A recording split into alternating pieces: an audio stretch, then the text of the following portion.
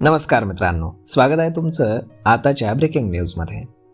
मित्रांनो, आदिती तटकरेंनी सोशल मीडियावरती पोस्ट करत KYC दुरुस्तीची संधी 31 मार्चपर्यंत आहे असं सांगितलंय. मुख्यमंत्री माझी लाडकी बहीण योजना याला 31 मार्चपर्यंत KYCची संधी देण्यात आलेली आहे. कारण KYC प्रक्रिया करताना काही लाभार्थ्यांकडनं चुका झालेल्या आहेत आणि यामध्ये वेगवेगळे पर्याय निवडले गेलेत.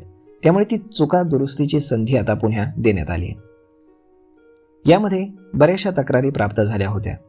विशेषतः ज्या लाभार्थ्यांची KYC करूनही त्यांना अद्याप योजनेचा लाभ मिळालेला नाही, अशा सर्व बहिणींना आपली KYC माहिती दुरुस्त करण्यासाठी पुन्हा एकदा संधी देण्यात येत आहे. या पार्श्वभूमीवरती ऑनलाईन पोर्टलच्या माध्यमातून दिनांक 31 मार्च 2026 पर्यंत KYC मध्ये दुरुस्ती करण्याची सुविधा उपलब्ध करून देण्यात आली आहे. सर्व पात्र लाभार्थ्यांना या योजनेचा लाभ मिळावा हीच महिला आणि बालविकास विभागाची प्रामाणिक भूमिका आहे आणि म्हणूनच ज्या लाडक्या बहिणींच्या KYC प्रक्रियेमध्ये काही चूक झाली आहे त्यांनी मुदतीपूर्वी दुरुस्ती करून घ्यावी हीच नम्र विनंती शासनाकडून करण्यात आलेली आहे. तर मग मित्रांनो, अशा पद्धतीनं लाडक्या बहिणींसाठी ही अत्यंत खुश खबरच म्हणावी लागेल. त्यामुळे आता तुमच्या KYC दुरुस्तीची मुदत जी आहे तर ती 31 मार्चपर्यंत वाढवण्यात आली आहे, याची आपण नोंद घ्यावी.